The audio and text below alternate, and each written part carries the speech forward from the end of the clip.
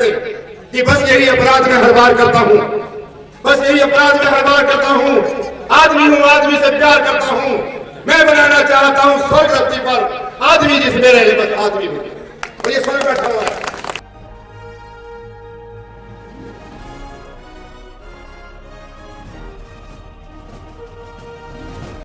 मुझे बड़ा दुख भरा, मेरे पिताजी स्वर्ग में चले गए।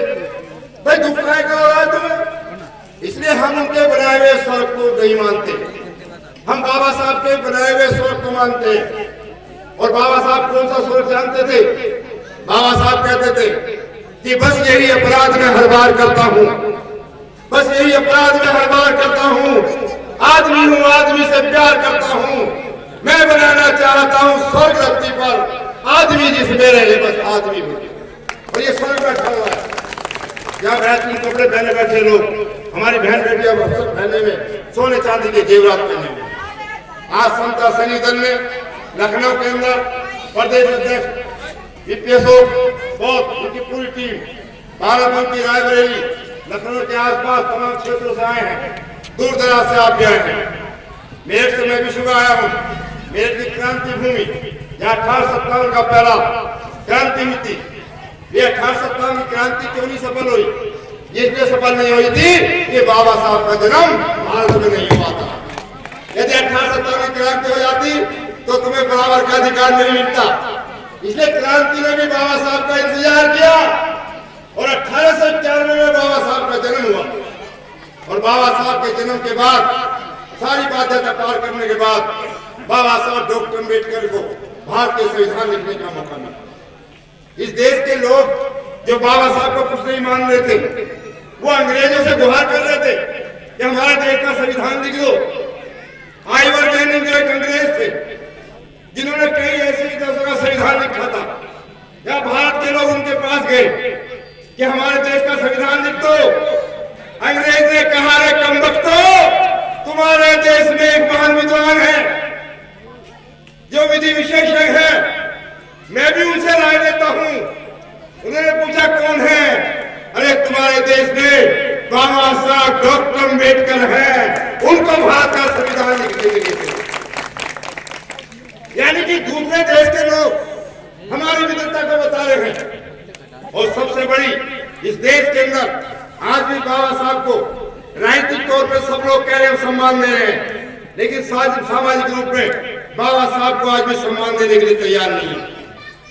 बाबा साहब को जब भारत का संविधान लिखा गया 1952 में, कोलंबिया यूनिवर्सिटी ने बाबा साहब डॉक्टर अम्बेडकर को सबसे बड़ी डिग्री LLD की उपाधि प्रदान करी। भारत की किसी यूनिवर्सिटी ने, केवल एक यूनिवर्सिटी को छोड़कर भारत की किसी हिंदू यूनिवर्सिटी ने बाबा साहब का कभी सम्मान नहीं किया। केवल एक यूनिवर्सिटी ने बाबा साहब का सम्मान किया, उस्मानिया यूनिवर्सिटी हैदराबाद, जो मुसलमानों की थी, उन्होंने बाबा साहब का सम्मान किया। ये मैंने कहा, इतिहास की बात नहीं है, जो पढ़ने वाले लोग समझने इस बात को कि बाबा साहब डॉक्टर अम्बेडकर जो शिक्षा के सबसे बड़ा पुरोधा रहे, शिक्षा जगत में सबसे बड़ा, दुनिया के माने में 6 विद्वानों में उनका नाम एक रहा। आज उनके लिए बाबा साहब डॉक्टर अम्बेडकर राजनीति का हथियार बन गए। ये राजनीति का रूप, ये राजनीति का वोट देने के लिए आ रहे हैं, थोड़ी में हाथ डाल रहे हैं कि आपकी वोट हमें दे दो, हमें राजा बना दो, या आपकी वोट दे जाने के बाद राजा बन रहे हैं, लेकिन हमें आज सम्मान देने के तैयार नहीं। और बाबा साहब डॉक्टर अम्बेडकर ने इस देश के अंदर हमारे समाज को सीधा संविधान से जोड़ा। बाबा साहब डॉक्टर अम्बेडकर ने हक के लिए 7 समंदर पार जाकर अपने पूरे समाज की लड़ाई लड़ी है। अंग्रेजों से लड़ाई अलग लड़ी, यहाँ के लोगों से अलग लड़ी, 7 समंदर पार जाके ये आरक्षण की व्यवस्था भारतीय संविधान में करी। उस समय के पिछड़े वर्गों के जो लोग, जो पिछड़े वर्ग जाति के लोग, बाबा साहब ने उन्हें समझाने का प्रयास किया था कि आप भी हमारे साथ आ जाओ, लेकिन बहकावे में आ गए कि नहीं, हम तुम्हारे साथ नहीं आ सकते।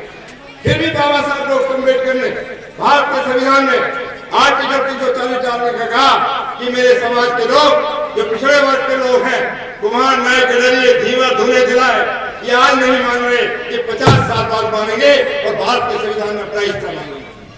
आज ये स्थिति आ गई है। आज हमारे बहुत से समाज के लोग जो अपने को बहुत बड़ी जाति मान के चलते हैं, जो जमींदार भी हैं, गुजर है, जाट है, जमींदार भी है, वो तमाम लोग आरक्षण को लेने के लिए सड़कों पर आ गए हैं, सड़क पर मांग रहे, अपना हिस्सा मांग रहे।